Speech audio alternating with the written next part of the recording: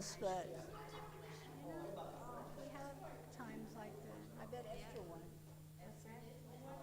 You won Maj. Last night, One game.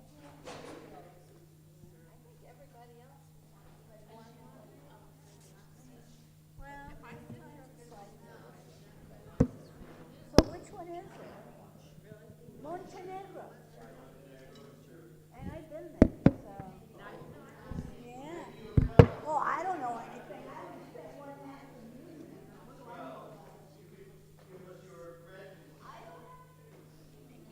then somebody will talk.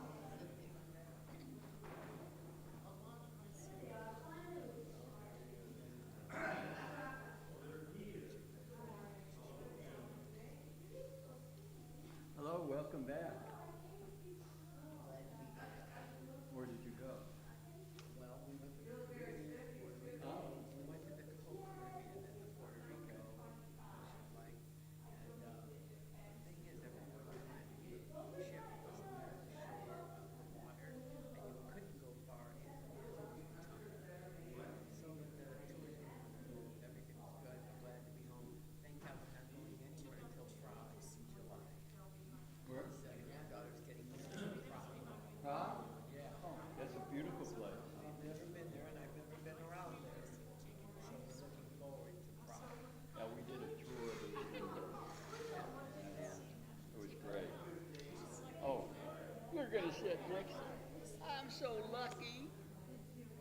Online. So tell me what happened Friday. Huh? I'm sorry. What happened on Friday? I don't want to really go into it except. You don't have to go Okay, into it. but what happened basically was that this Muslim imam made a comment about Israel committing genocide against the Palestinians. That's basically what he said. That's all. Because I have such a bad experience with And I was so angry and upset that it was just so disgusting. Let me get some tea, please.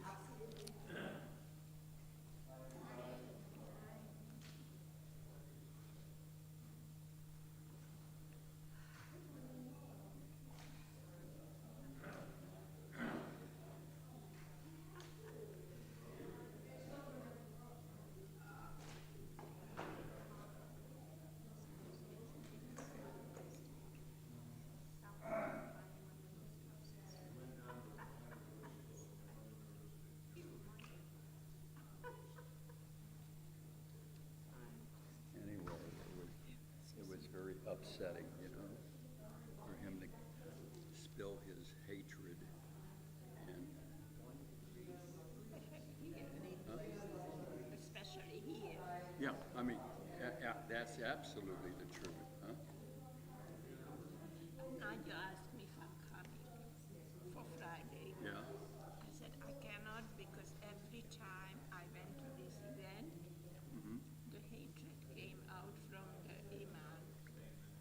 I said I cannot take it because I don't know how to behave. I will say something. You should have. You should have come and then you should have knocked him out. We had 15 years experience with Muslim of the other synagogue.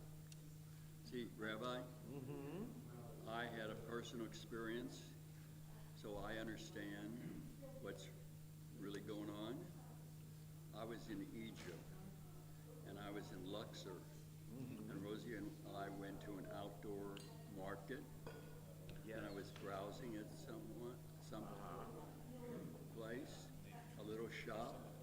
I decided to buy something, and this little shop owner, okay, I said to him, I shouldn't have done it. I really shouldn't have done it. It was like the taste test. I said shalom to him rather than salam.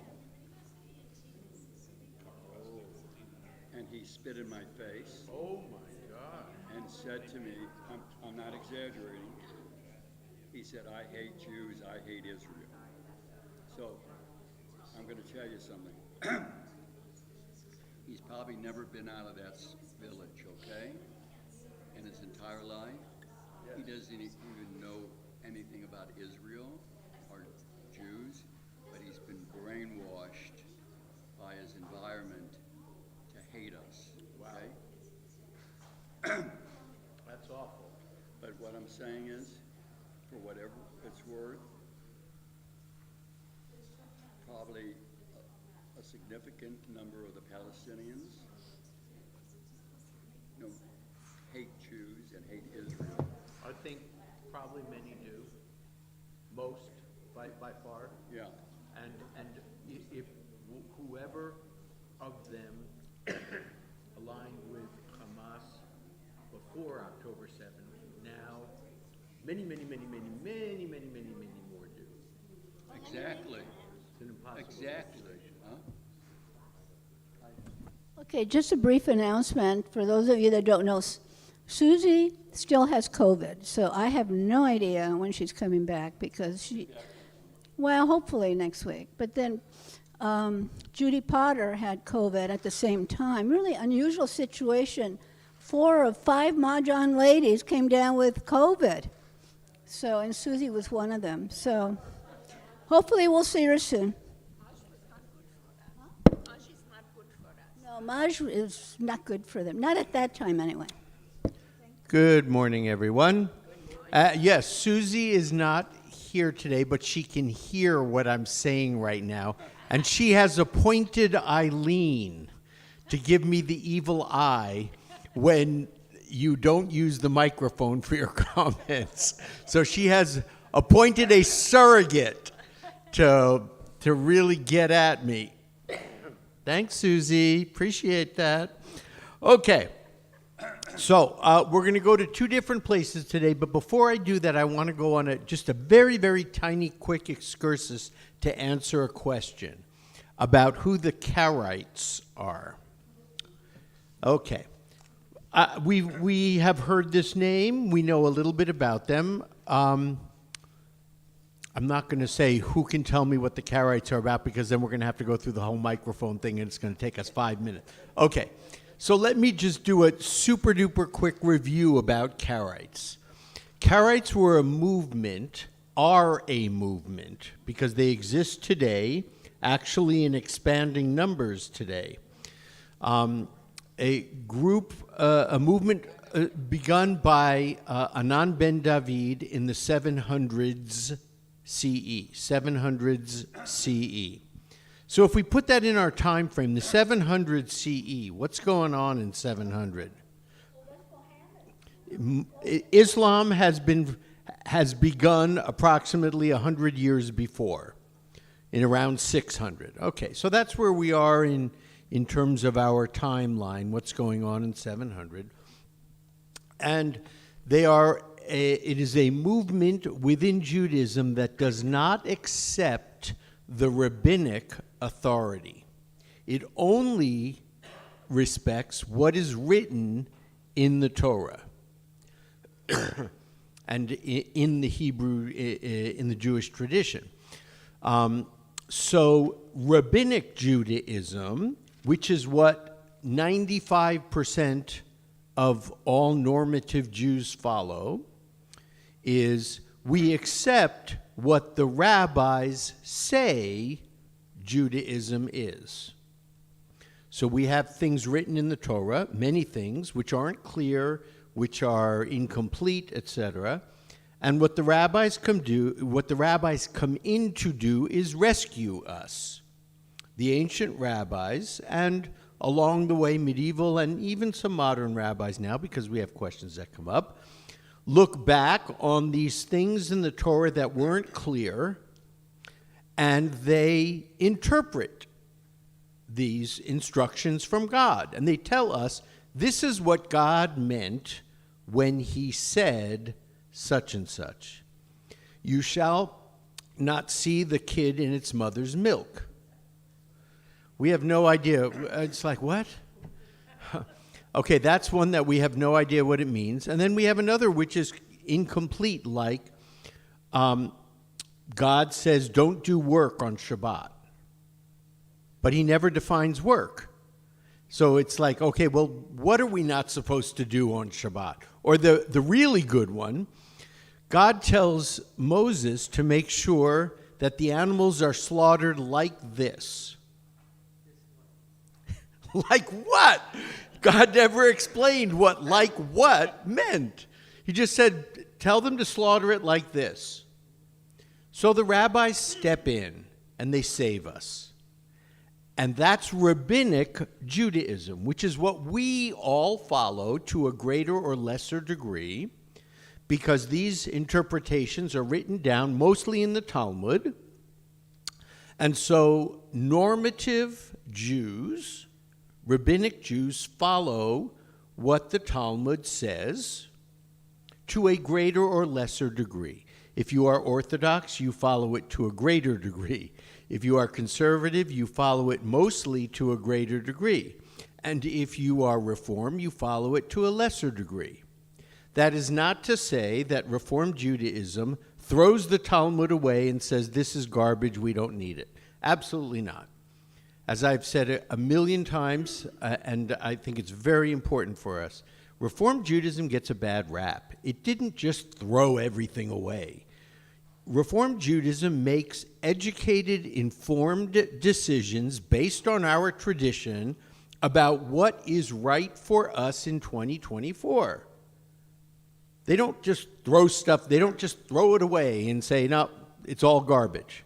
They don't. It's a very thoughtful movement. And so, all right. So that's what the Karaites don't believe in. What the rabbis say. They only look at the Torah and our tradition and say, this is what God said, that's what we're going to go by. There are Karaite communities today, absolutely, in Israel, here in the United States, and it is a growing community in Israel. And along with the Samaritans, the Karaites, the Samaritans, and we could probably group in some West Bank settlers, we can say that's the only fundamentalist Jews that we have. Fundamentalist means you only accept what the written tradition says. We have fundamentalist Christians, for sure, even though Christianity has an interpretive tradition. And we all know we have absolutely fundamentalist Muslims. Mostly we don't have fundamentalist Jews. Some people confuse Orthodoxy or Chabad or Hasidim or Hasidic Judaism with fundamentalists. That's not the same thing. Hasidim absolutely 100% follow Talmud, 100%. So they follow absolutely what the rabbis say. So the only groups, Samaritans, Karaites, and maybe some of the West Bank settlers, only follow what our written tradition says, and they do not accept the authority of the rabbis nor the rulings of the rabbis. Sorry.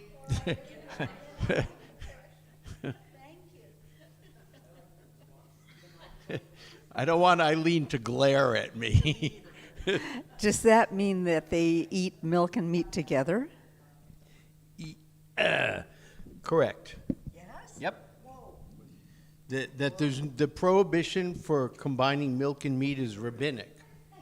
It's not. It's not Torah based.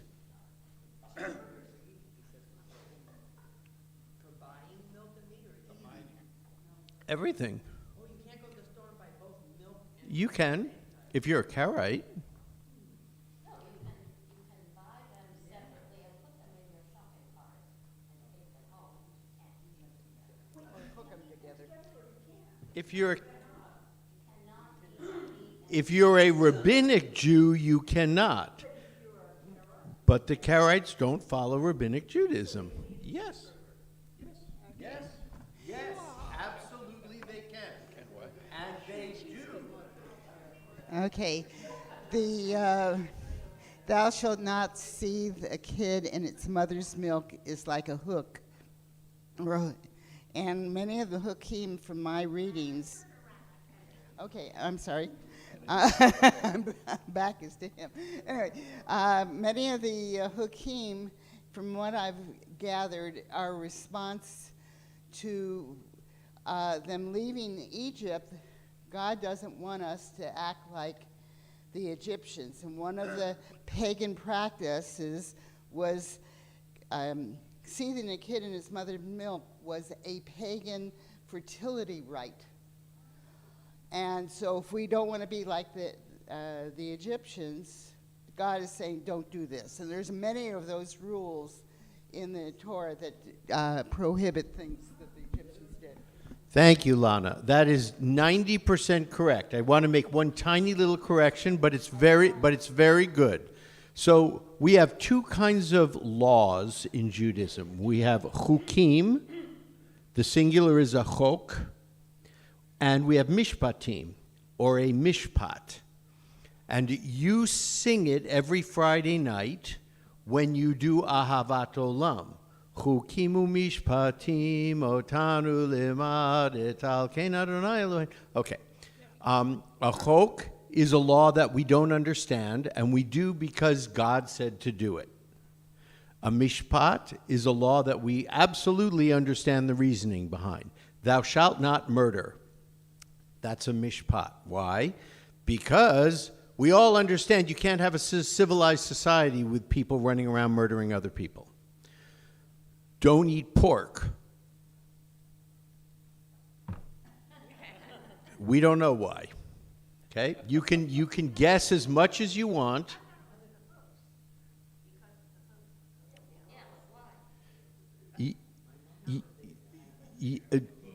Yes.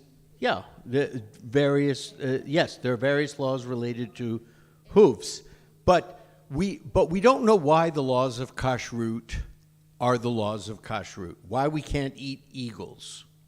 Not that I would ever want to, but God, we don't know why. Period.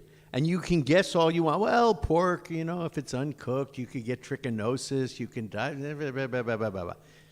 The honest answer is we just don't know, period. And so the rabbis don't say why. So it could be that because they're scavengers, yes. But God doesn't tell us that. So it's all conjecture. And so the deal is, with the chukim, you will not mix wool and linen. Why? Why can't I mix wool? God never says. The deal is, God said so, therefore we don't do it. If you're an Orthodox Jew, and mostly if you're a conservative Jew. God said don't do it, that's enough. We don't need to question it, we don't need to understand it. God said so, therefore we do it, period. Reform Judaism is completely different, obviously. Those laws are voluntary. If you believe in them and it adds to your Jewishness, then observe kashrut. Go for it. If you don't believe that it affects your Jewishness, then don't. I remember having a conversation with a very famous isn't the word, well-known, well-respected Reform rabbi here in Los Angeles a number of years ago. And we had been talking in the afternoon, and the person said, I'm going home now to eat my pork roast. I was, okay, good for you, enjoy. And that's, again, not to make light of, it's just a different mindset. It's voluntary. Okay, so the Karaites are accepted as Jews by the state of Israel. And as I said, they are fundamentalist Jews who do not accept the rabbinic teachings. Okay, let's go on an excursion. Lana, did you want to say something earlier? Or, I mean, you already said it. That's what it was? Okay, great. I thought maybe I missed something else. Okay, so we're going on. Yes? Yeah. I just wonder, it's a hypothetical question. Yeah, if they agree that you should stone your child if it's rebellious child because it's in the Torah. Yeah, I yeah, it think, you is. know what? I don't know about that specific law, but my expectation is they have figured out a way to get out of it somehow. Maybe they will just never determine that the child was a Ben Sorer, is what it's called. I used to know exactly where it came from. But I know the exact, I'll tell you in a second, Eileen. Then do they accept what their own rabbi says as an interpretation, like the Muslims, you said? That's a good question. I don't know. The Ben Sorer is the wayward child. There's a law in the Torah that says if your child disrespects you as a parent in public, you are to take the child to the gates of the town where the elders sit in judgment. And if the elders determine that, yes, the child did disrespect you in public, you are to stone the child to death. And of course, all of us who have had children understand that's what teenagers do. It's sort of a rite of passage. When you get to be a teenager, you start being disrespectful to your parents. It's a matter of growing up and learning how to fly. That's what they do. So, and the rabbis understood this as well. And so the rabbi said, oh, no. That's not what God meant when he said this. You guys, you heard it wrong. And the rabbis actually legislated it out of existence. Because what the Torah says is the husband and the wife have to see eye to eye. Right? They both have to agree that the child was disrespectful. And the rabbi said, oh, no, that's not what that means. That means the husband and the wife have to see eye to eye, which means the husband and the wife have to be exactly the same height exactly the same height in order that the eyes see eye to eye. And the rabbis used a number of other conventions within that to make it absolutely impossible that this law could ever be applied to anyone. They were, the rabbis get a bad rap for a lot of things. And me personally, I do think they overreached in certain areas, for sure, particularly with regards to women and their bodies. And I still think that is true today. I don't think a whole bunch of men should be deciding for women what is right for them. That's just my personal opinion. But they were also incredibly brilliant and incredibly far ahead of their time, and they saved Judaism when the temple was... They saved us, literally. They saved us. We would not be here today if they had not been around to save us. Okay, we are going on an excursion today to the Balkans. We're going to go to Montenegro, and we're going to go to Serbia. So you'll see, this is Greece here. This is Italy, my wonderful drawings. This is Montenegro. We did North Macedonia last week. So just a little bit to the left and up is Montenegro, and straight up is Serbia. That dotted line there is the Danube River. Okay, let's go to Montenegro first.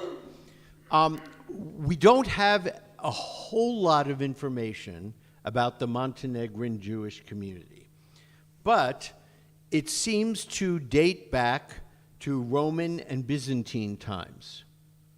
So when I say Byzantine, we all know what that means, right? We went over that the empire splits in two, Holy Roman on the left, Byzantine on the right, and then the Byzantine gets conquered by the Ottomans in 1453. Okay. And so Montenegro gained its independence in 2006. We're going to talk about independence from what? In 2006. So its Jewish community is one of the smallest and one of the youngest anywhere in the world. They registered as a formal community in 2011. In 2012, they petitioned and they were granted a treaty for Judaism to become an official religion in Montenegro. In 2013, they appointed their first chief rabbi. And as of 2007, that was the last data I could find, they had 12 Jews. 12.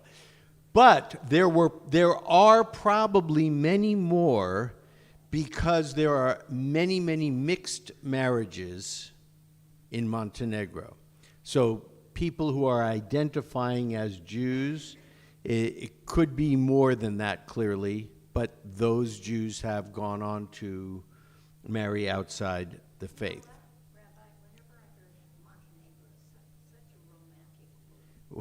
Ray says, whenever she hears Montenegro, it sounds like such a romantic word. I think, from pictures that I've seen on the internet, Montenegro is absolutely gorgeous.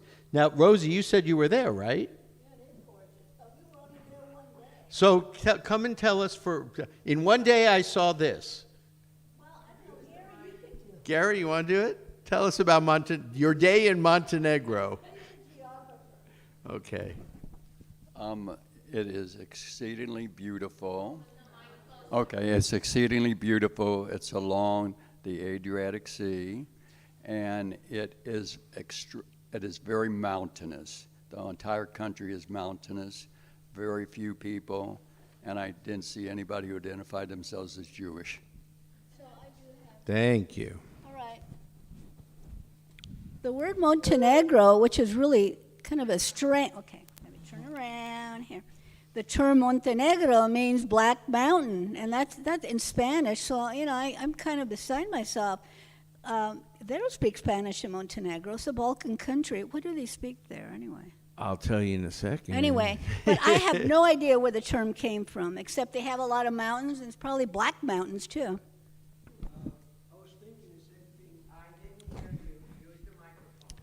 Oh, God, she's just Susie, you'll be proud of Eileen. She gets a medal today. She's she's biting people's heads off. Yeah, she's a good sergeant. The name Montenegro, like Rosie said, means Black Mountain. Monte could be a mountain. Monte can also be like a wooded area. Depends where and how you use it. Both are perfectly good translations, but they mean different things. So you have to know the context in which it's being used.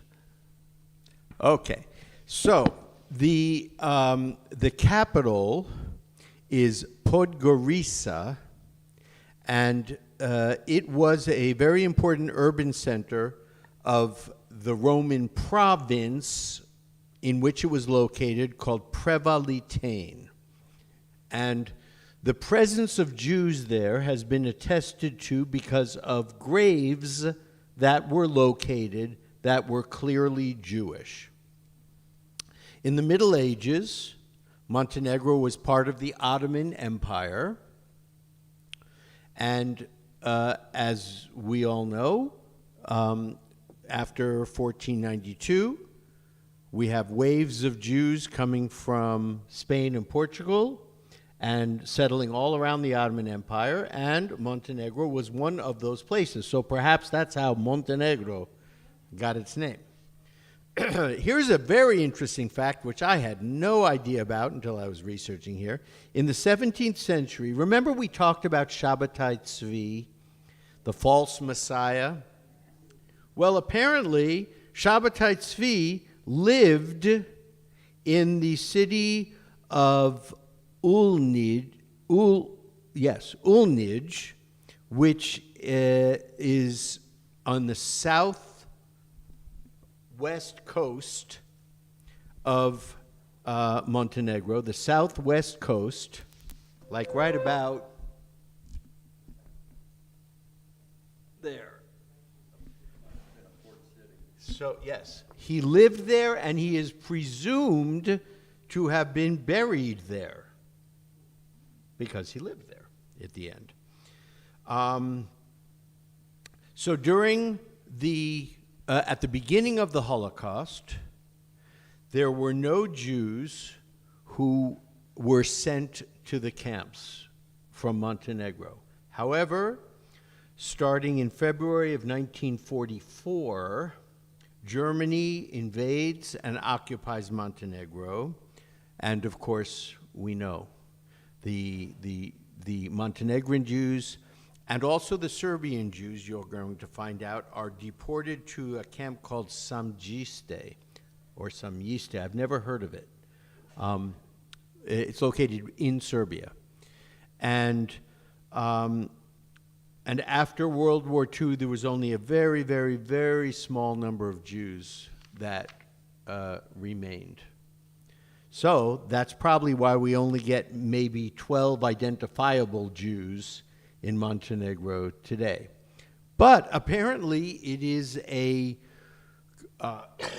community that wants to establish itself and wants to grow. There was, of course, Chabad present in Montenegro as they were forming all this. Okay, let's go to Serbia. So,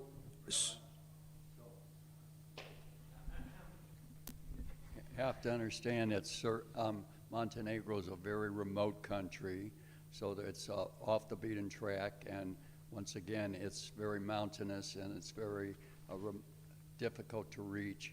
And right now, though, a lot of the cruise ships are stopping off at the ports in Montenegro as a tourist destination. thank you, thank you. It looks incredibly beautiful from the internet. But I think we all, just to use the large picture, the Balkans in general, I mean, in the Croatians, the Serbian, I mean, very brutal during World War II to the Jews, very brutal. There were a number of Croatian concentration camp guards, and they were known to have been particularly brutal. I just want to say that there is an exception in Balkan, and it's Bulgaria that saved their Jews.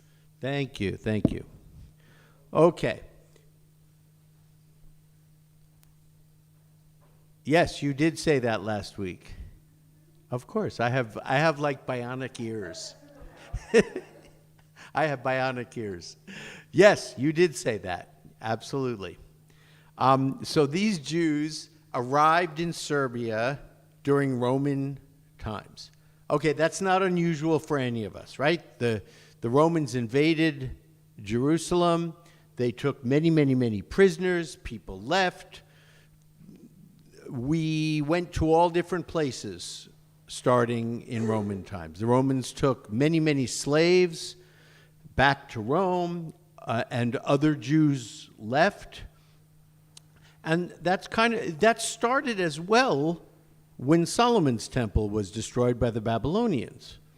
Because before that, all Jews were on the land. And then we started moving out slowly. And we know certainly by the year zero, the Romans start just before the year zero, and they go clear up through the centuries. But we know that there are Jews moving out because clearly Paul is executed in 60. Jesus is executed around 30. Jesus' congregation was Jewish. He only talked, basically. He ministered, he taught Jews. And, by the time Paul is living, these communities are all over the place. They're all over Turkey. That's why we get letters to the Corinthians, letters to the Thessalonians, et cetera, because these were Jewish communities, or at least they thought themselves as Jewish, who were asking Paul for advice about what to do.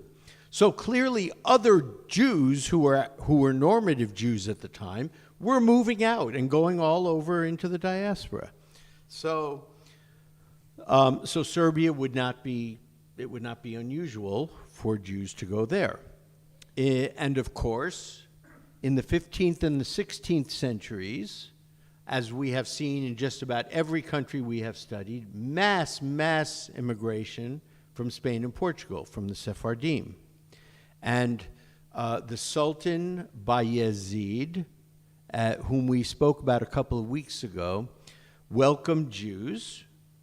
In 1663, apparently the population of Belgrade was 800 Jews. That's pretty good. Belgrade, you see, is right here south of the Danube River. So there were 800 Jews. North of Belgrade was an area known as Vojvodina. Say again? Vojvodina. Thank you. I don't speak so good. Thank you. We have Vojvodina. And that was territory that was north of the Danube River, and that was part of the Habsburg Empire. Lower Belgrade was part of the Ottoman Empire. North was part of the Habsburg Empire. That's going to be important in a minute. Because in 1782, Emperor Joseph II, the Habsburg Emperor Joseph II, issued an Edict of Tolerance, which allowed Jews to practice their religion openly, yes. By the end of the 19th century, so we're talking about the late 1800s, there were approximately 40 Jewish communities in Serbia. That was a large population in Serbia. In 1830, Serbia gained independence from the Ottoman Empire. In the process of gaining independence from the Ottoman Empire, there were some rebels, some Serbian rebels who were fighting against the Ottomans, who destroyed Jewish shops and synagogues. There were some Jews who were killed. Many were forcibly baptized, and many were expelled from various cities. In 1858, you had a new king to the throne, and from 1858 to 1861, there was calm in Serbia. Jews did just fine. There were no problems at all. However, in 1861, the new king takes over, and he reinstates the anti-Jewish restrictions. And recall that we've seen this over and over again during the Middle Ages and the early modern period, right? Periods of disaster, followed by periods of calm, followed by periods of disaster, followed by periods of calm. And it has just been the way of our people through the centuries.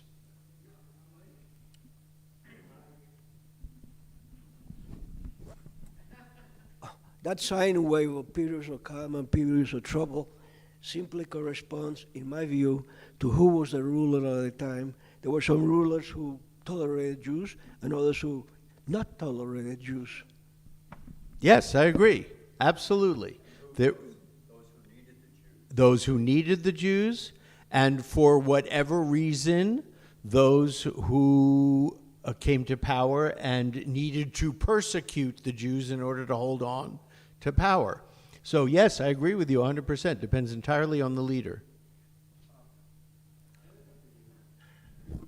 Just in comment on what Gary just said, those who needed Jews, it is said that the king that followed the Catholic majesties in Spain, it was Alfonso the 9th or 10th, something like that, and he was called the Wise, Alfonso the Wise. But that was a time when the Jews of Spain were already living in mass many times to places like today's Turkey.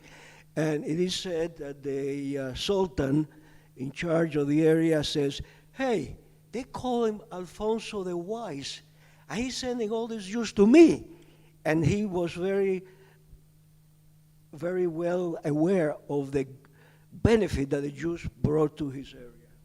Very good, thank you. So, I mean, as an example of what we're talking about, so Ferdinand and Isabella come to the throne.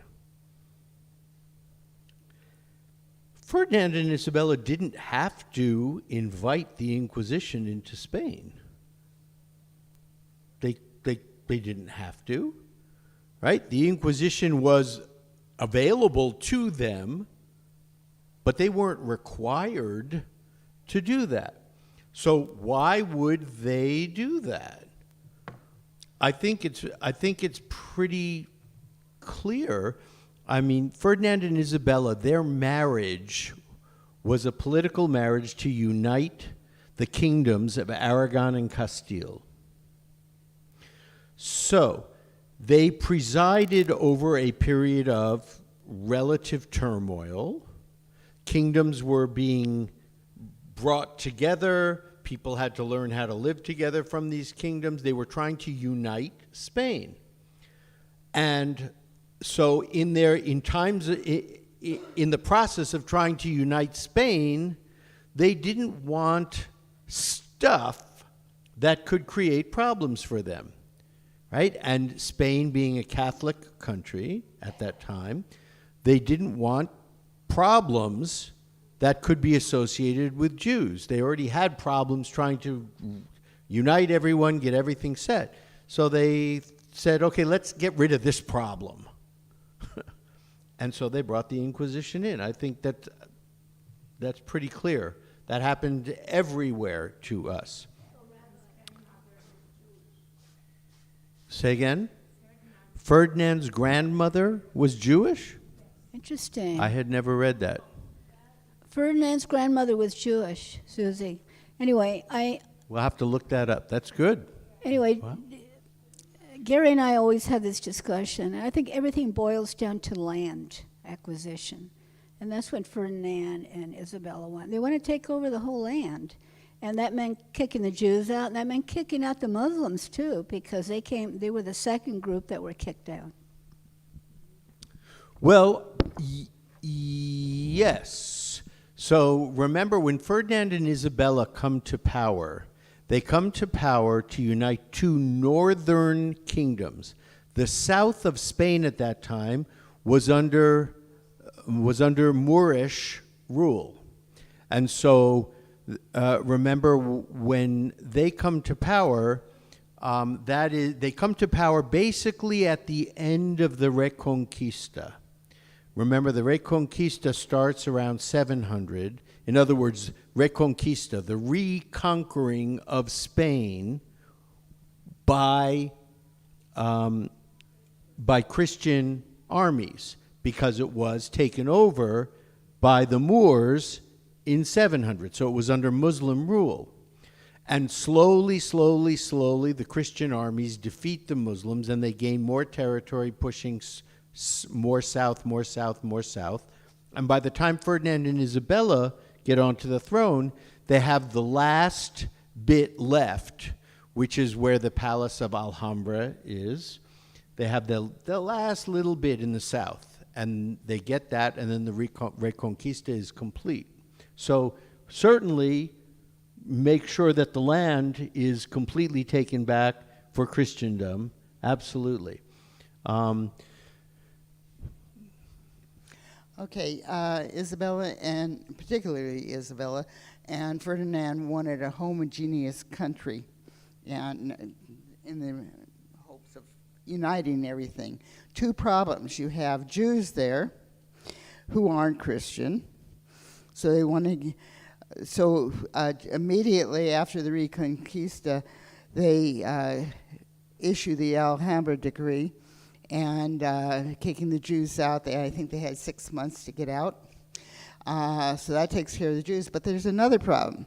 You have the Jews that had converted forcefully in 1391, 100 years, but they weren't so Jewish. I mean, they weren't so Christian. There were a lot of Judaizing that was going on. And that's when they bring in the Inquisition to forcefully make the To enforce Orthodox Christian tradition. Right. Yes, absolutely, that's correct, 100% right. Yes, Cecil. Susie, you'll be very proud of Eileen. She's just being a very good policewoman. I have a small disagreement here. Okay. What we have You're allowed. What we have here is a religious political contest here. You had, before the Reconquista was even started, and of course while it was going on, all that, the Moors had Spain, and the Jews were very prominent during that time, okay? And the Jews served in the Moors' armies and government, and they were very economically powerful. Well, what happens, Reconquista comes down, a lot of the Jews leaves, but those who had money stayed because it was economically not good for them to leave. So what happened with the Inquisition is, and these Jews that stayed converted in order to retain their position and riches. And what happened? They were suspect, and the Inquisition wanted those monies, and they were not exactly as kosher Catholics as they should have been. And that's what happened. The Inquisition was mainly targeting those Jews who remain in Spain in positions of power, economic or political, that were not kosher Catholics. And their power was coveted by those who ran the Inquisition. So we have religious, political, economic issues involved in all of this. Very good. Thank you, Cecil.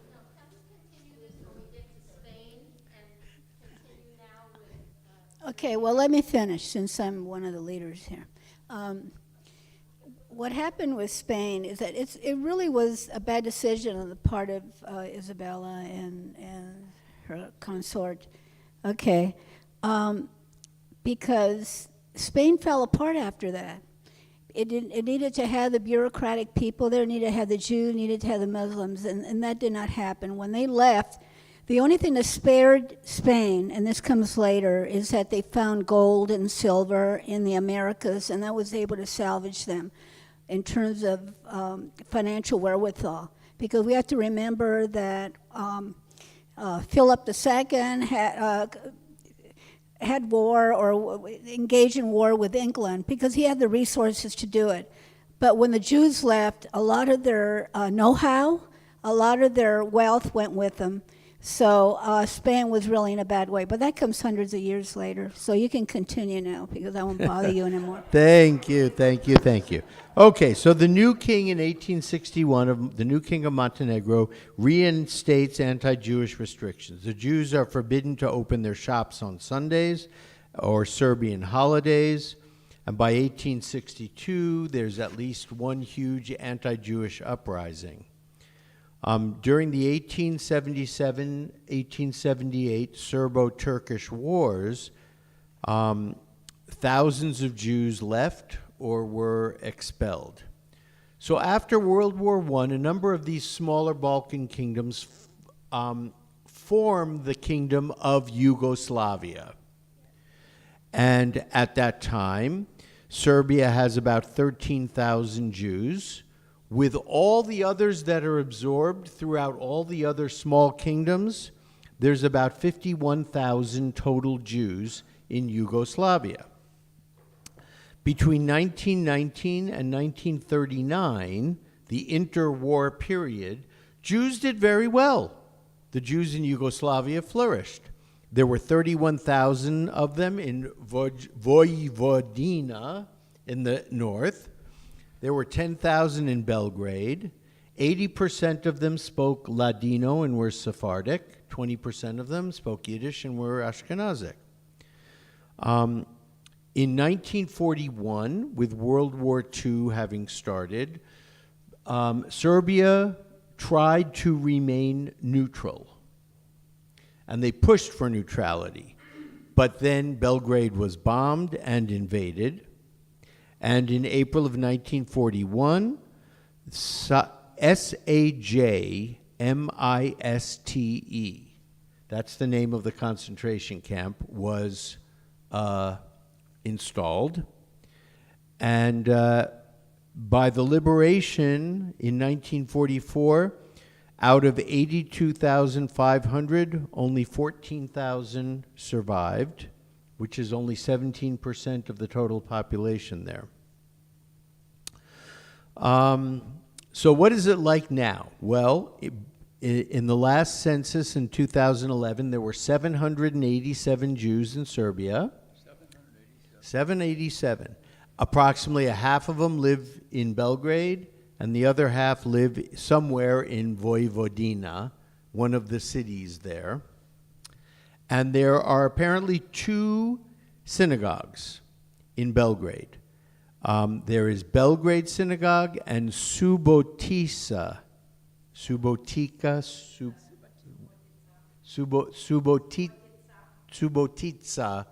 So the C is like a TZ. Subotica Synagogue. So we have 12 in Montenegro and 787 in Serbia. That's where we are today, apparently. Half in Belgrade, half in the territory of Vojvodina. Okay, everyone. Have a wonderful, wonderful week. Huh?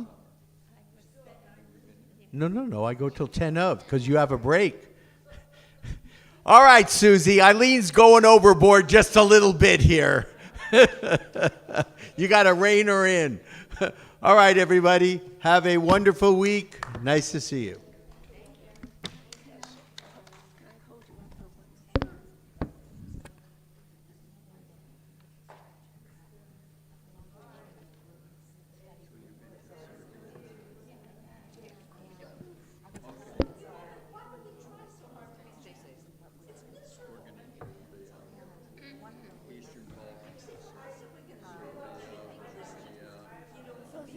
Montenegro comes from all the Sephardim that went to Montenegro. That's why maybe the country, because there's a Spanish letter. It is in Serbia. Montenegro, Black Mountain. Or, yes, or Black Forest, depending how you use the word Montenegro. You know what's really weird is that my grandfather's name, his last name is Montenegro. Montenegro? Montenegro is beautiful. Maybe. It's a generation that came from Montenegro.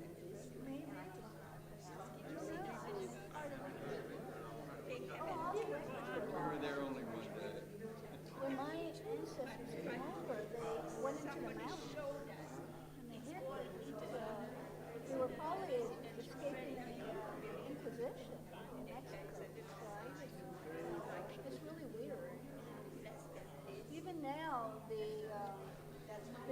this little town in the mountains, and even the mayor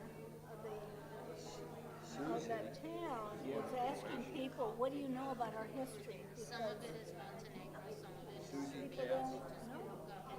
Everybody's related. So how does that work? It's like a little shtetl. Escaped to Croatia, and she was born there, and came to America. There's a town near Mexico City. I don't know exactly the geographical location. A lot of interest. It's called Venta Prieta. Yeah, I've heard They're that. Jews. They're Jewish. I know. I've heard of them. Yeah. And A lot of interest. they've been there for generations, and they're practicing Jews.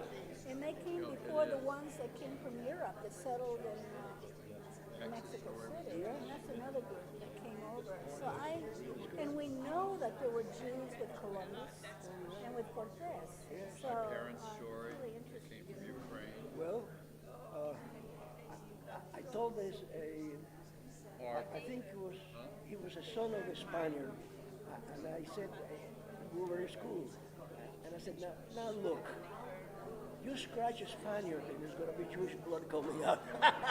When we were in Portugal, our tour leader said that a lot of people there had Jewish blood. Yes.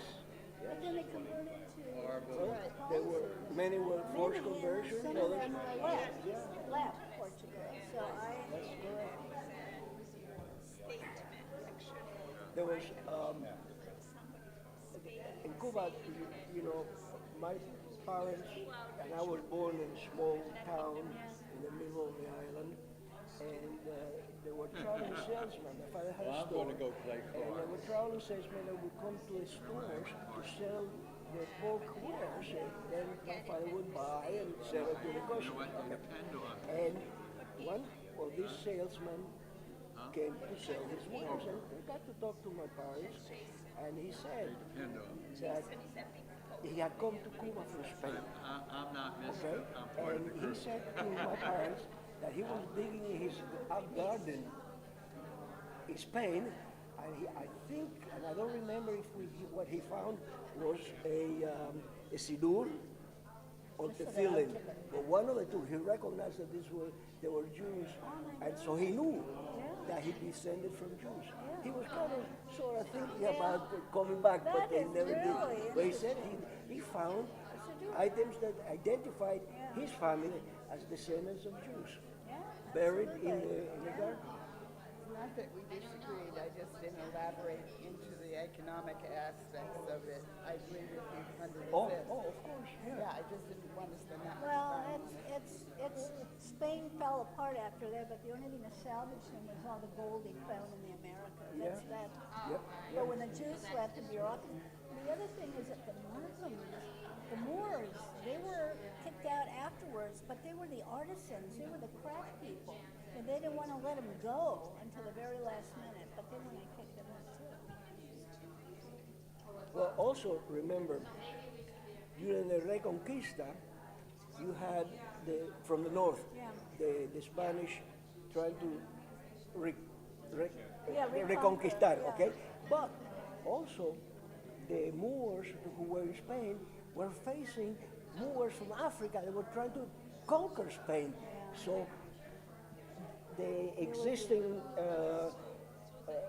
Islamic kingdom in Spanish was fighting Okay, that's okay. a war from the north and a war from the south. Yeah, I And they know. So collapsed. they were They- between a rock and a hard Yeah, place. exactly. And eventually had to collapse. But I agree with you that the Jews got along with the Moors. Oh, yeah. They were intellectual. The golden they were era. artistic people. The golden era of Jews was during the That's Muslim, right. yeah. Absolutely. So, So- that, I tell you, things get ruined so easily.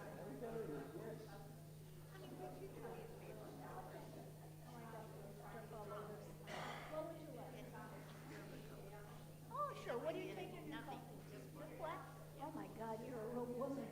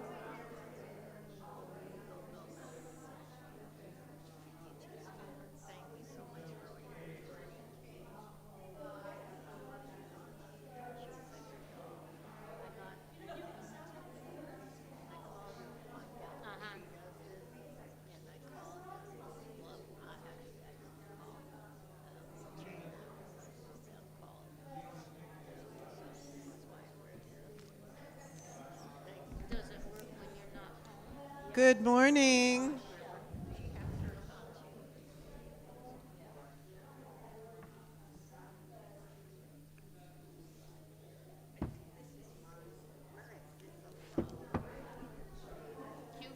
Time to grab your last snacks and come sit down. If you're home and you're looking in your refrigerator, time to come sit down. He's gone. He left. That's okay.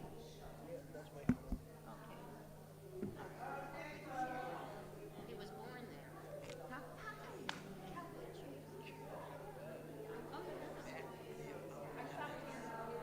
Lots of Jews, when they couldn't get into America.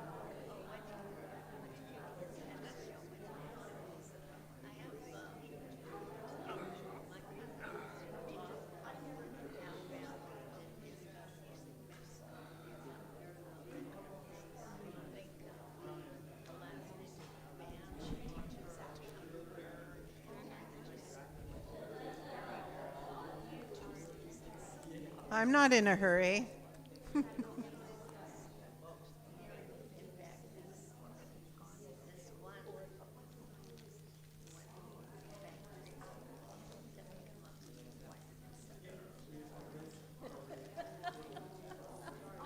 Okay, folks, schmoozing time is over. Let's say the blessing for learning. This is our penultimate week together. Today is supposed to be the last day of me teaching this class, but since Rabbi Schuldenfrei just got back from Israel, I'm going to teach one more week, and then, what? And then you'll have the wonderful opportunity of studying with Rabbi Schuldenfrei in the same hour for the rest of the MID season. I'm really happy to see all of you, to be with you today. I want to share with you just for a moment, and then we'll say the blessing for learning. I just got off of a Zoom call, a face-to-face call with a woman named Dorit who lives in Ra'anana, and she is the wife of the person who was American-born who came here to do the comedy and conversation, Joel Chasnoff's wife. And we were having a conversation about, she does a lot of work. She's just simply a citizen. Let me make sure that this is all off. Sorry. She's not a professional. She's not in the military. She has developed throughout the course of the war an opportunity to, not opportunity, but the capability to have relationships with 32 commanders in the Israeli army. And those 32 commanders have a number of units, not just one. And she has brought together a group of just people, to supply all the different needs that of those military units that have those 32 commanders. Yes? I'm leaving on Monday to go, and one of the things we're going to be doing is packing supplies on a military base. So taking things like that and putting them together. That's great that you're doing that, Joette. She actually said that she doesn't go to the bases very often because so many people in the communities are now volunteering their time that she finds the way to get with a number of other people now to get all the goods that are needed, and to and then they have other people who take them to the bases. But she said that the relationship that she has with the commanders now are that she doesn't go to the bases, but they come hang out with her at her house, because she has been able to create such an amazing structure of assistance. she said, I'm just telling you a little bit because I hope you don't mind, because it affected me so much. There are many, it's like a change in Israel that's for the better in a difficult time. There are many, many, many Haredi, meaning ultra-Orthodox young Jewish men who have left their yeshivot, left their different communities, not left their religious observance, but they've left those places to become a soldier. And many of those young people, unfortunately, their families don't like it that they are doing that and would rather have them save the Jewish people by studying and praying. And so a lot of those young men are knowledgeably, they know that they are basically being disowned from some of the older people in their community.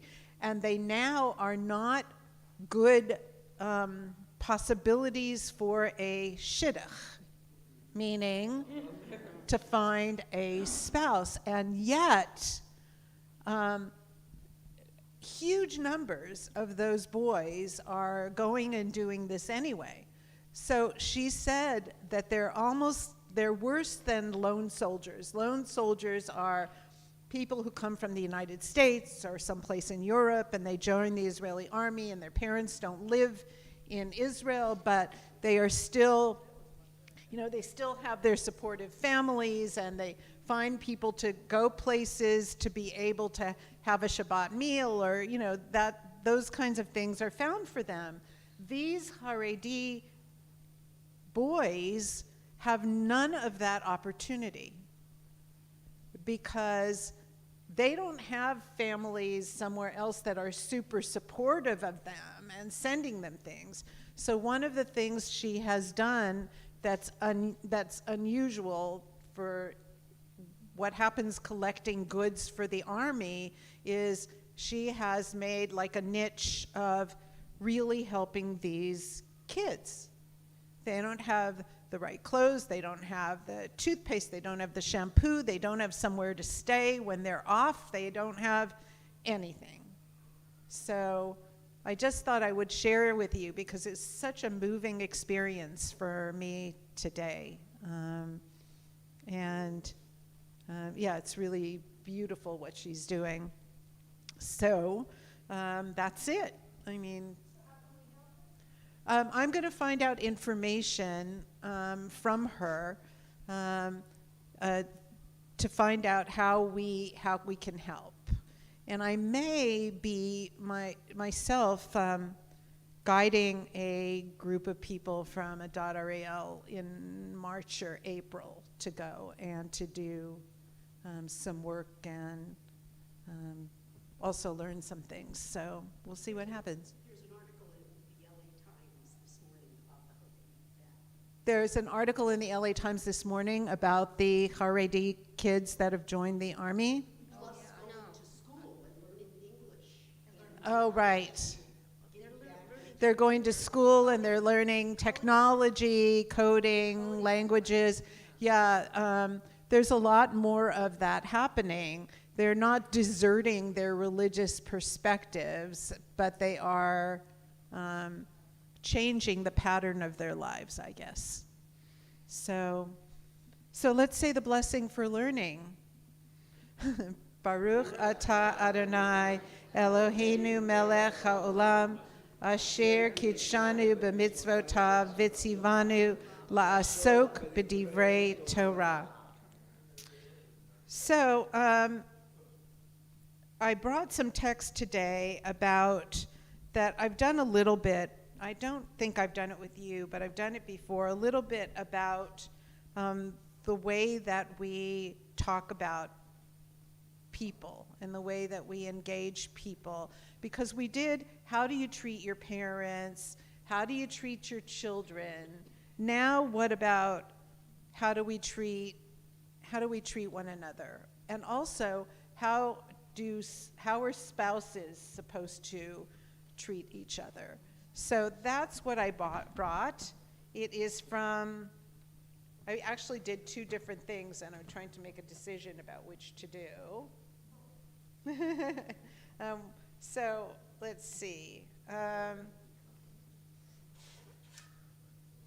don't we do this one first? So let me take a how do we treat our neighbors? How do we talk about them, but how do we deal with people around us? So let me, did we just do the bracha? Yes. Yes, okay.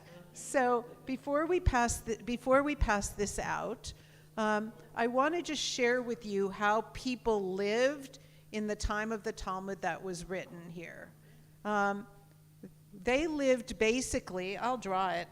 I'll be like Rabbi Goodman. No, I won't, because, oh yes, here I will. Just give me a second. Oh, you were in Greece, Serbia, Albania. What were you in? Serbia and Montenegro. Okay, so people lived like this. Okay, they lived in houses that went either in squares or in circle, this, and all the houses were very close to each other, one by one. So people had little, obviously little, we would consider them more like huts, but they had little houses, and they all were right next to each other. So, so like if you're in Philadelphia and you're looking at, row houses, right? So that's the way that it was. It made it easier for them to build with the stucco and the stones and the things that they had. And in the middle of every one of these housing situations, there would be the oven. And the oven, this will do for either one of these texts I'm doing. And so people would keep that oven functioning like with fire all the time. And everybody would bring their food that needed to be heated.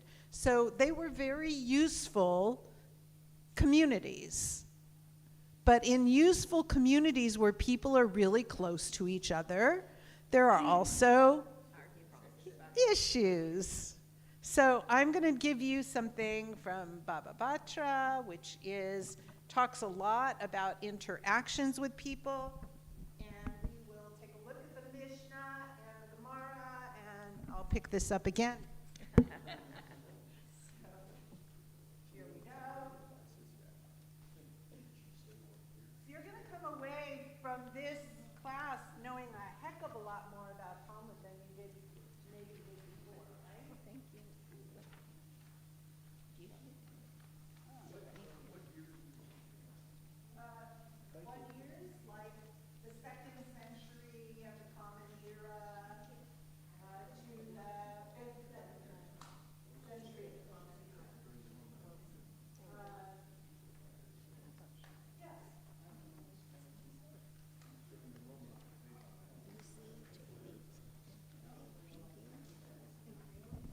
Okay, who wants to read the Mishnah?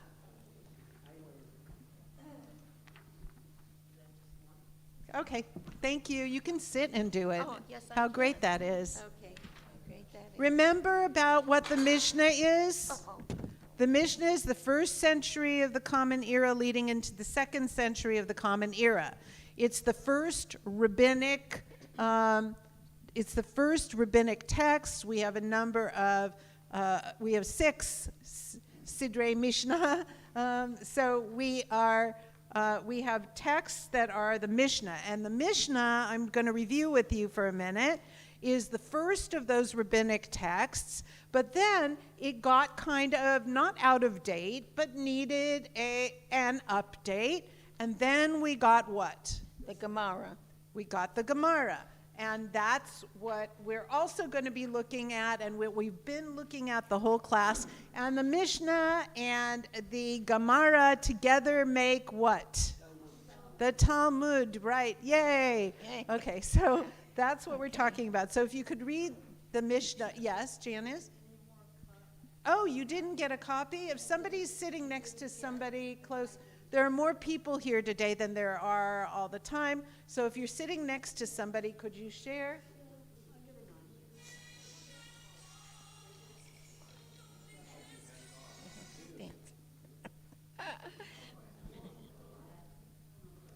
Okay, does everybody have something that you can share or, okay. Go ahead, go for it. Will do. Okay. Mishnah. If a man desires to open a shop in the courtyard, his neighbor may stop him because he, the neighbor, will be kept awake by the noise of people going and coming to and from the shop. However, a man may make things in the courtyard to be taken out and sold in the market, and his neighbor may not stop him because he, the neighbor, will be kept awake by the noise of the hammer or millstones or children if the neighbor conducted a school in the courtyard. Okay, so what's the difference? I used to take a Pilates class in Calabasas, and the Pilates class was in the garage of the woman who ran the Pilates studio. It was very convenient for me, but it was not convenient for the neighbors. And so she had to go and get a different actual Pilates studio that ended up being too far away from me. But that's exactly this question. You live in a place where everybody else is very close to you. What may you not do? Keep somebody from sleeping at night. Yes, partially. You can't keep somebody from sleeping at night. But there are two very similar things that they're talking about. Could the person who runs the Pilates studio continue to teach the classes, like do her business, sell her Pilates suits, do all of that? Would she be allowed to continue to do that if it bothered her neighbors, as it did? No. And in this Mishnah, you can't do that either. You can't decide, I'm opening up a barber shop or a beauty salon here, and just everybody can come in whenever they want. You can't open up your designer clothing boutique and just simply do that. However, what can you do? Right. You can make the clothes there. You can prepare for your exercise class there. You can, if you are a woodworker or you work with metal, you are allowed to make your things at your house. But you can't just open the garage door and say, now come buy all my woodworking things. So what's the difference? Traffic.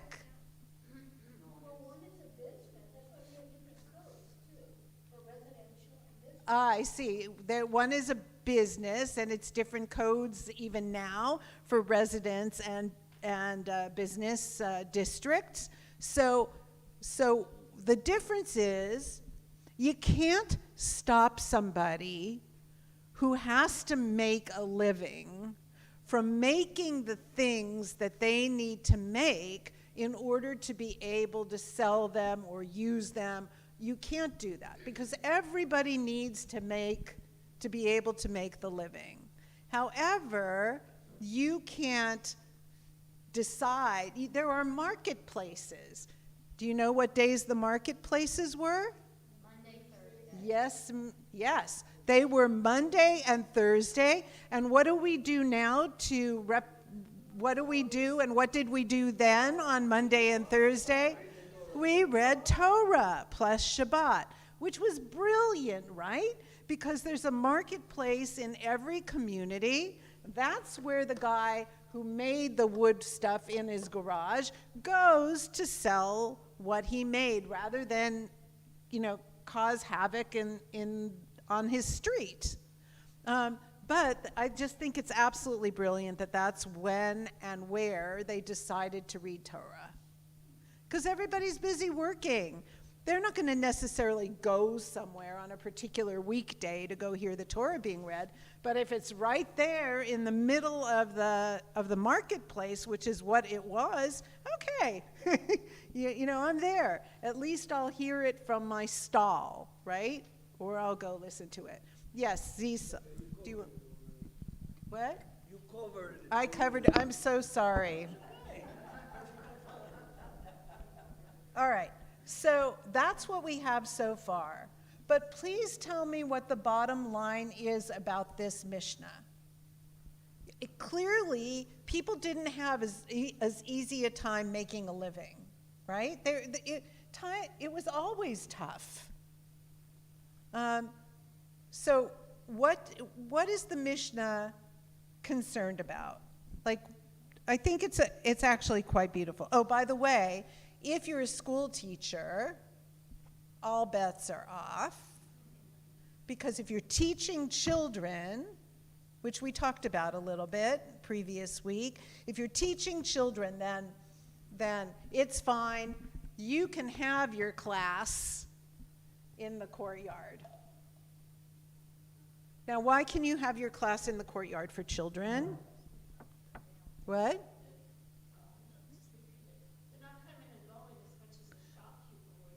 Ah, right. They're sitting there all day long in their little unit and learning things. So that's one reason. Thank you, Janice, because learning is so important. But there's also another reason. Yes, go ahead. Well, it's close to home, so if the children need their mother for something, she's right there. If it's close to home, because clearly they lived in your circle or some similar circle that's next to you. So Z. I'll get it. The Mishnah, as I see it, is just try to walk the middle ground between making a living and bothering your neighbors. What is the correct way to balance that equation? Thank you. That's certainly the case. Who else wanted to say something? If a person was a teacher, most likely that person did not have the means to rent a facility in order to have the children come to the facility. So doing it close to home would have worked better for. So the way it worked, thank you, the way it worked is that the parents would pay money for the teacher. However, if the parents didn't have the money, the kid would still, it's like getting a scholarship, right? They would still be able to come and to learn. But here's the thing. If you are living in this rectangle or in this circle, chances are there are kids there anyway. So if there are kids living in this area, everything you said was correct. But we also have to keep in mind that there are people who have children. So the children are going to be running around, they're going to be playing, they're going to be making noise, there's going to be, they're kids. And they're probably living in your very close-knit neighborhood. So, which a metal and hammer thing doesn't live in your neighborhood. All the people who come in to buy things from you in the store that you opened up, they don't live in your neighborhood. But a lot of those kids do. So let's go on. I like it that they're so aware. They're so sensitive about it, what you can do and what you can't do. So who wants to read the first paragraph of the Gemara? Thank you. I love having different voices. I have new eyes. I can see better. so I'm happy to read this. Why is the rule in the second part of this Mishnah not the same as the first? Abaye replied, the second part must refer to a man in another courtyard. Rava said to Abaye, if that is so, the Mishnah should say, in another courtyard it is permitted. No, said Rava, the last words of the Mishnah refer to school children, since the time of the decree of Joshua ben Gamla, of whom Rav Judah told us in the name of Rav. Verily, the name of that man, Joshua ben Gamla, is to be blessed, for but for him the Torah would have been forgotten in Israel. Okay, this is rather convoluted, but I will share it with you. Rava, Abaye says you got to be talking about two different courtyards. The one in which you can't do these things and the one in which you can. But he's being challenged. And the challenge is, no, it's the same courtyard. It's just a different conversation. And then he goes on to say, but they're talking about a school. And the school, then he goes on in some kind of tangent. So I kind of left that in there because I wanted you to know that Talmud discussions are sometimes really screwy. They just are. Like one of those, these are rabbis talking to each other. And I remember that I said to you, these are rabbis talking to each other who aren't necessarily alive at the same time, right? So one rabbi will say something and another rabbi will answer them, but that person can't answer you back because they lived 100 years before you. I mean, but there's a lot of that kind of back and forth where even the greatest scholar is sitting there and going, what? Why are they doing that? Because they get engrossed. They get engrossed in the names of the people who did it. They get engrossed with their questions. And remember, they're living in those courtyards. So they want to understand why somebody is saying it's okay for you to go all day long, but not sell something there. And they're trying to get to the bottom of it. But that is a crazy, convoluted thing. So there you have that. So I'm going to read the next paragraph. At first, many years ago, if a child had a father, the father taught him. And if he had no father, he did not learn at all. They were guided by the verse from Scripture,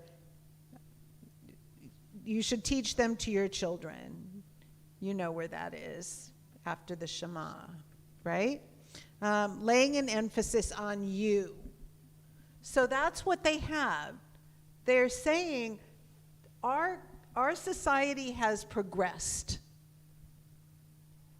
This is the way it used to be with children learning. If they didn't have a father, that they were out of luck. And nobody was going to teach them. So somebody read the next paragraph. They made an ordinance.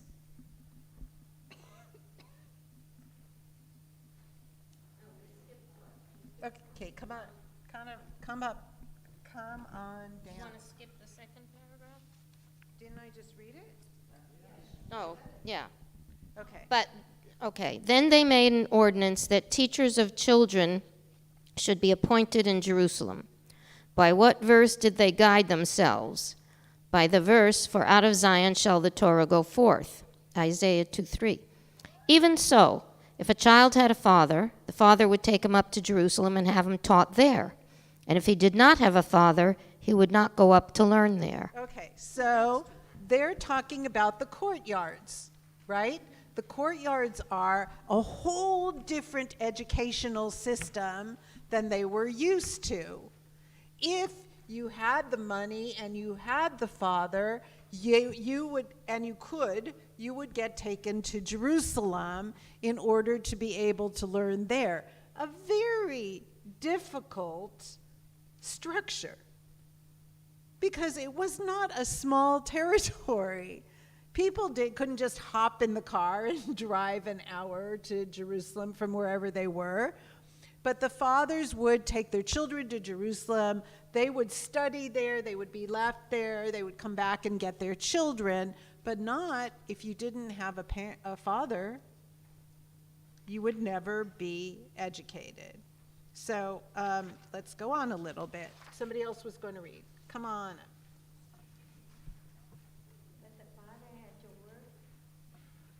The fathers had to work, but they had to, if they wanted their child to get an education back in those original days, they would have to take them. Ki mitzion tetzei Torah. There's a song, right? Ki mitzion. Yeah, right? So there's a prayer. Out of Jerusalem comes Torah. You want your child to learn Torah? There's no magic outside of Jerusalem. Go ahead, but they change. They therefore ordained that teachers should be appointed in each county and that the boys enter school at the age of 16 or 17. But if the teacher punished these boys, they would rebel and leave the school. At length, Joshua ben Gamla came and ordained that teachers of young children be appointed in each district and each town, and that children should enter school at the age of 6 or 7. Okay, so now if you go back to that convoluted paragraph, you see that they said Joshua ben Gamla saved what? Look back.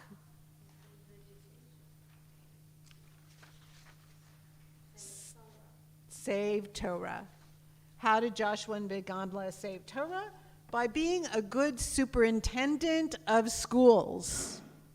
Because he realized that you really had to set this up in the community, and they were only going to like yeshiva when they were older, the experience of yeshiva, and he went, wait, you got to start educating kids really young. I think it's beautiful that they figured it out. So Joshua ben Gamla is who they were talking about in the second paragraph and saying, yes, these are the same courtyards, but things changed. They're not different courtyards. They are the same courtyards that changed as there was growth and development in the way that we look at our communities and the learning of our children and what people do for work. Does that make sense to you? Yeah.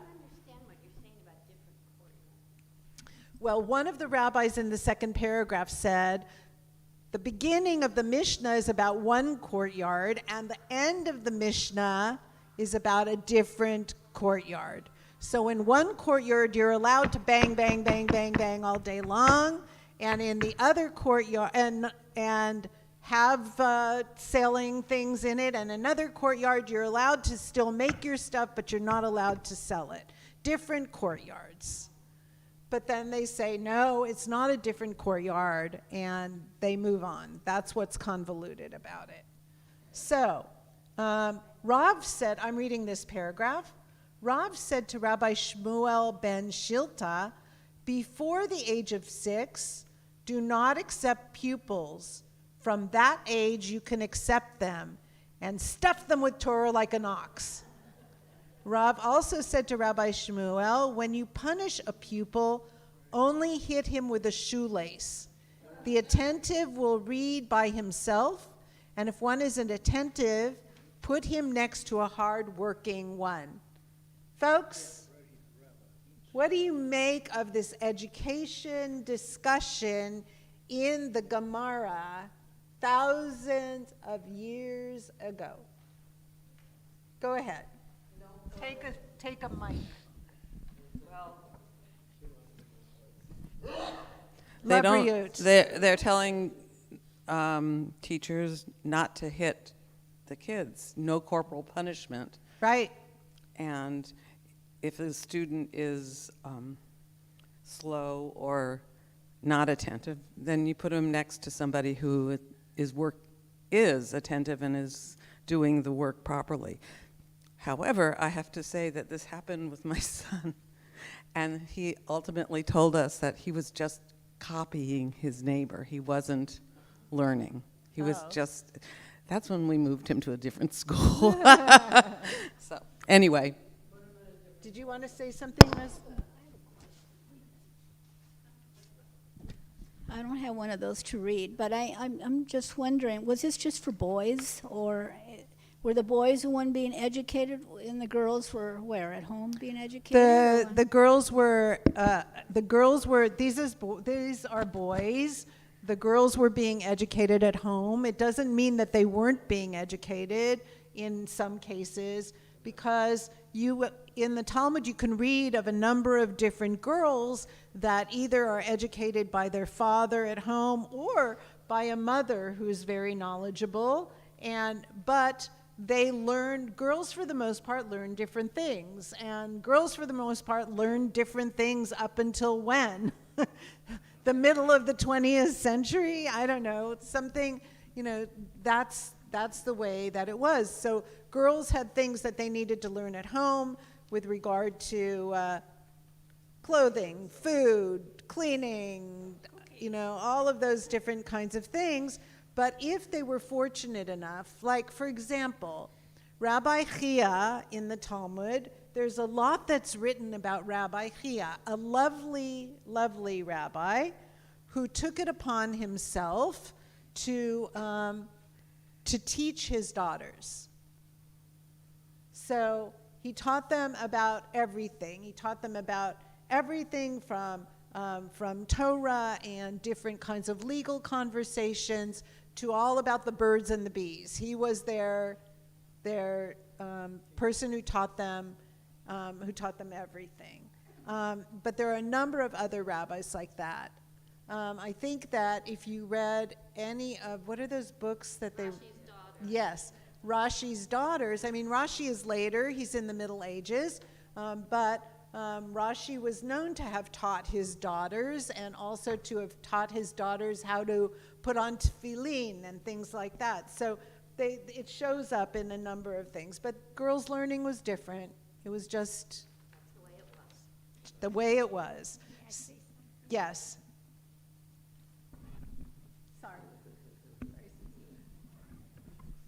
It's interesting. My father grew up, excuse me, in a little town, not village, and they hired a rabbi who taught all the kids in somebody's house who was wealthy and had extra room for this rabbi. But when his hair was cut at age 3, that's when he went to school. And they were there the whole day, and they were learning the whole day. His sister read the Torah, he read the Torah, and when he had to go to public school, then he went to school he went for the Jewish learning from 6 a.m. to 8 a.m., then went to public school. Public school was over 1 o'clock, back to Jewish school, learning till 6 o'clock at night. So, but all the kids in city, they were doing, city, little town. Thank The you. only survivor after the war was my father and mother. Everybody was killed in Auschwitz.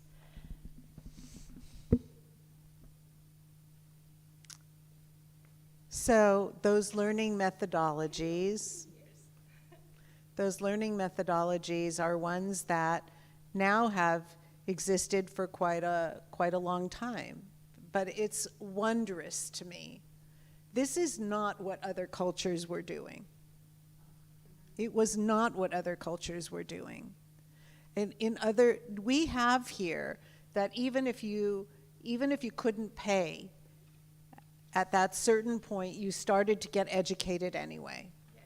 In most other cultures, not only in these years, but for generations afterwards, if you couldn't pay the money, you didn't get the education.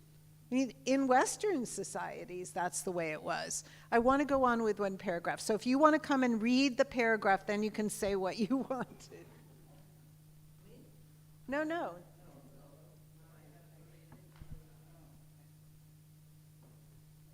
Okay, this is your paragraph. The Rava said, here. Every starts with Rava said. Rava said. Here. Oh, this one? Yeah. Third one. Rava said, under the ordinance of Joshua ben Gamla, children are not sent to school every day from one town to another, but they can be compelled to go from one section to another in the same town. If, however, there is a river between the two sections, we cannot compel them to go to the other section of the town. But if, again, there is a bridge, we can compel them. Not, however, if the bridge is merely a plank. Okay, so what did you want to say, and then we'll go on to the rivers. Just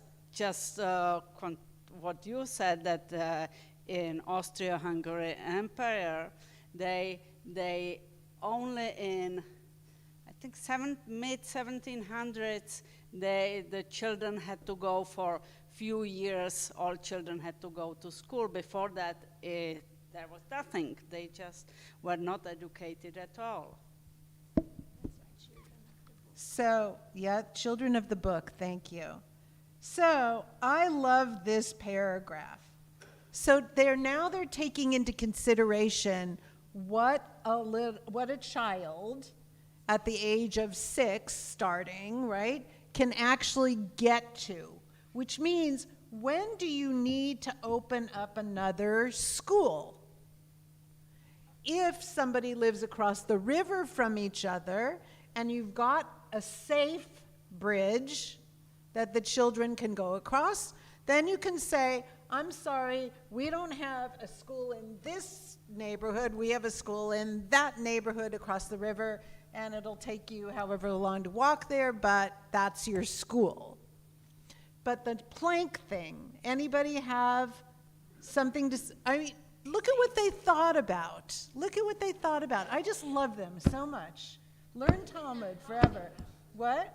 They didn't have crossing guards. Yeah, they didn't have crossing guards, but they probably didn't have chaperones either. We learned something a number of weeks ago. It was a throwaway. What is a father supposed to teach his child? Swim, right? But when you are only beginning your education, you might not yet know how to swim. Your father has not yet taught you. And so the rabbis have in there, but be careful. Don't make them walk across something that might cause them danger. I just think it's beautiful. I'm sorry. I'm a Talmud lover. So, I'll read this paragraph. Rava said further, if there are 2 teachers, one of whom moves his students ahead quickly but with mistakes, and one who gets on slowly but without mistakes, we appoint the one who gets on fast and makes mistakes, since mistakes correct themselves in time. But Dimi from Nehardea, another rabbi, on the other hand, said, we should appoint the one who teaches slowly but without mistakes, for once a mistake is implanted, it cannot be erased. So, Rava's side or Dimi's side? Who are you? But teach them and let there be mistakes. What? Dimi. Yeah.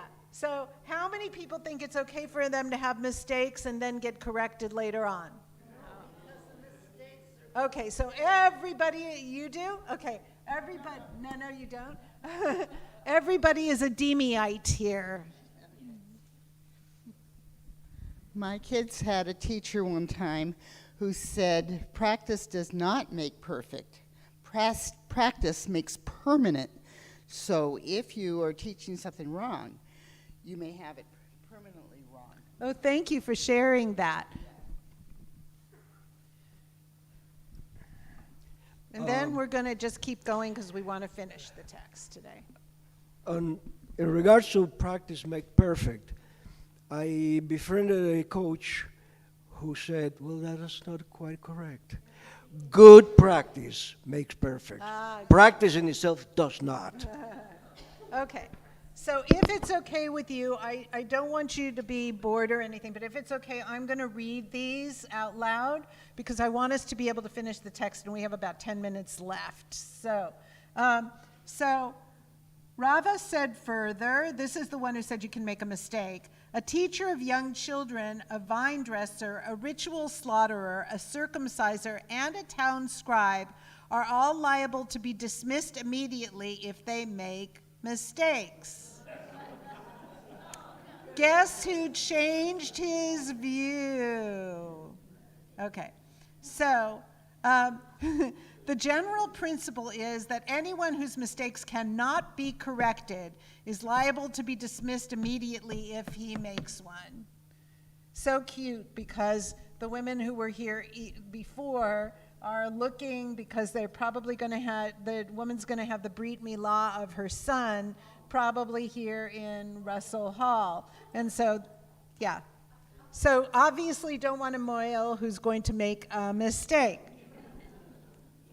Rav Huna said, if a resident of an alley set up a hand mill and another resident of the alley wants to set up one next to him, the first has the right to stop the second because he can say to him, you are interfering with my livelihood. Any comment about this?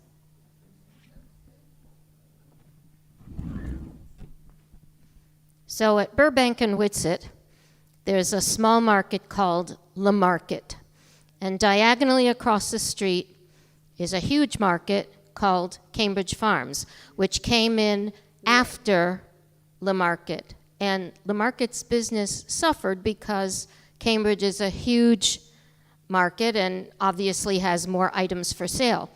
So when I go shopping, I go to Le Market first, and I purchase from there what things I need, and then what they don't have, then I go over to Cambridge. Lovely. So this is a different kind of sensitivity, and it's actually in the Talmud. So one would think that there would be communal guidance about it, but obviously we live in a different time. And I will just say that I am not an Amazon fan. And the reason that I'm not an Amazon fan is Amazon is like Cambridge Farms opening up across the street from the little business, but multiplied exponentially. I know that it's easier, but it destroys neighborhoods. And so that's why I try not to do it, and I yell at my husband every time he does it, but wilt gar nicht helfen. Anyway, so, but in the Talmud here, it says, you can say to your neighbor, you can't open up something that you're going to plan to make things that are the same thing that I'm making. That's not okay. So in that time, it was that. So somebody had a hand up, but I'm going to just go press on, if that's okay, please. Yes. Yes. Even today, aren't there neighborhoods that live in Granada Hills, and they still have little businesses there, and Walmart is in Porter Ranch, it's a distance away, but they prevent some of the big businesses from coming in because the neighbors really stood up to them. Yes. And talked to their congressman about it. Yeah. Not congressman, Their supervisor, right? their councilman, yeah, Okay. about it. Thank you. Said Ravina to Rava, may we say that Rav Huna adopts the same principle as Rav Judah? For we have learned Rabbi Judah says that a shopkeeper should not give presents of popcorn and nuts to children because this lures them to come only to his store. The rabbis, however, allow this on the ground that the first shopkeeper can say to the other, just as I make presents of nuts, so you can make presents of nuts. However, in the case of the man who set up the shop next to another, the first can say, you are interfering with my livelihood, and so stop them. It's so funny. They had giveaways, like lures, to make the kids say to their parents, I want to go to that store. I'm going to get like goodies when I get there. But you understand the difference that they say. They say if you are if you both have a store, you can both offer a goodie, you know, so that the kids will drag their parents into it. What's funny about it is, and only works to a certain extent here at Adad-Ariel, is that I put together all of these things we're calling shul bags with all sorts of fun things for little kids to do on Shabbat in the sanctuary. And a bunch of kids come now, but not the number of kids I had make the bags. But my goal was to have a child say to their mom and dad, I have my shul sack with all my toys in the sanctuary at the synagogue, so we need to go to services.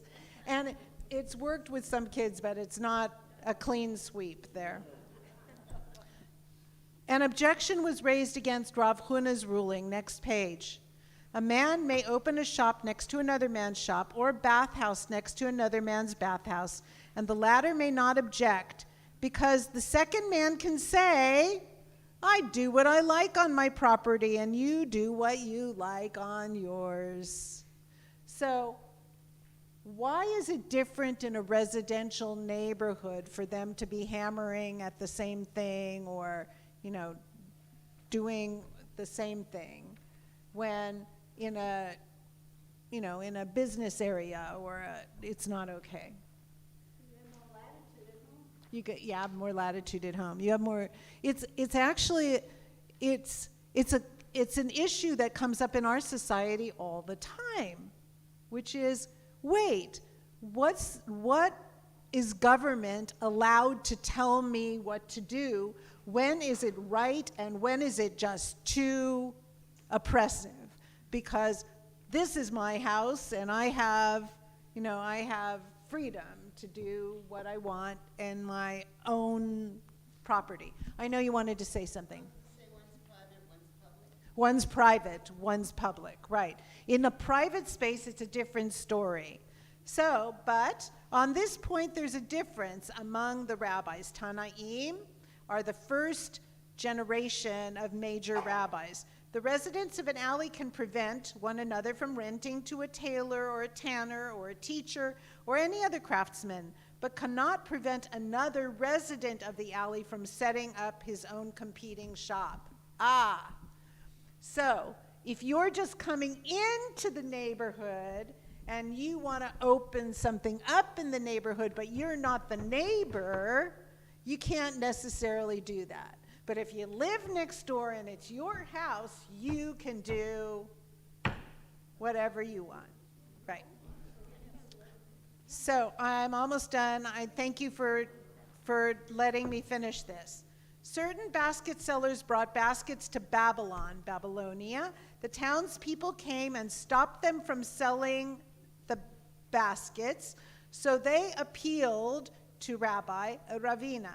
He said, they have come from outside and can sell to people from outside, visitors of the city. This permission, however, applied only to market days, but not on other days, and even on market day, only selling in the market, but not going around to houses. So, but that was because people didn't have the things that they were looking for. So they would go to towns to be able to supply things to people that they wouldn't otherwise be able to get. What they're saying here is somebody can't come from China and decide to sell all their goods when somebody is making the same goods from America and try to take over the business there. You can't do that. And the only time that the people could even sell to people who are not from the neighborhood is when it's in the marketplace and not going around to people's houses and trying to take away other people's business. So I used examples of, you know, foreign countries that somewhat encroach on local businesses. But what? You can't find American products. Oh, right. You can't find American products. So, yes, I would love to say something about that with regard to me trying to buy tires. But certain wool sellers brought wool to Pumnahara.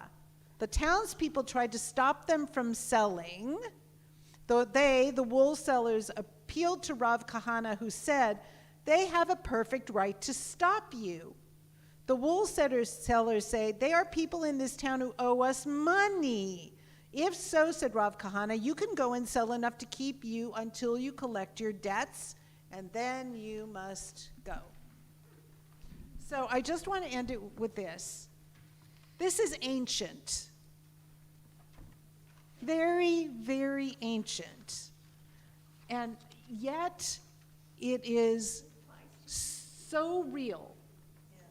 And you can translate it into every society, whether it goes for only being able to get an education if you have the money, only being able to do things if you don't have, you have two parents in a family, only being able to,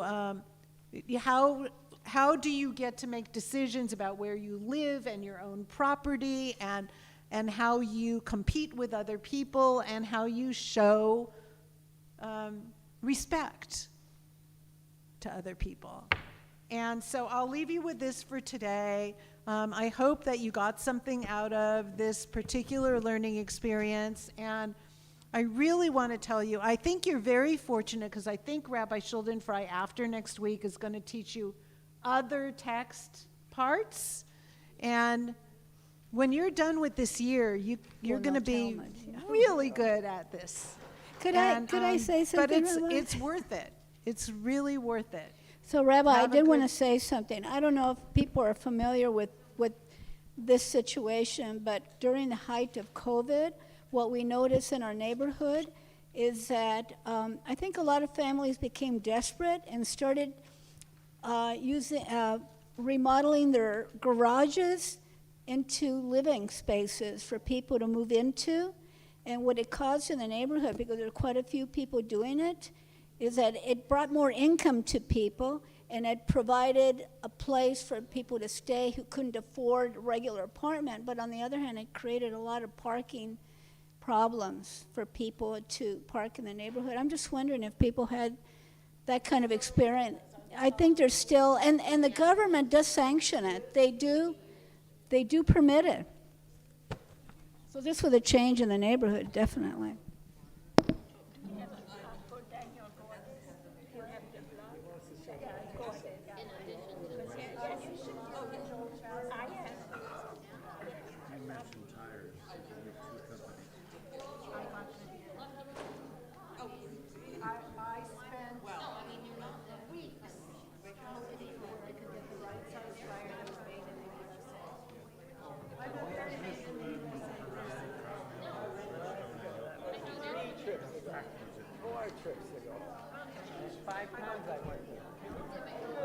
I wanted to say thank you for last week. I had to rush because I had an appointment. That was so fun.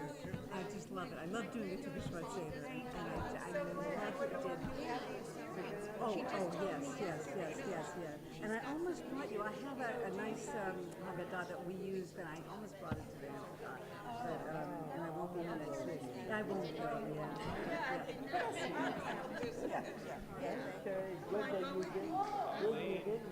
No, and there was a deadline, I just found pieces. I just found out yesterday because, there was a sale going on that they said was ending today. So I got the word yesterday. My granddaughter doesn't want to go. No, I can take it. Yeah, she doesn't want to go. She's got issues. Thank you for telling me.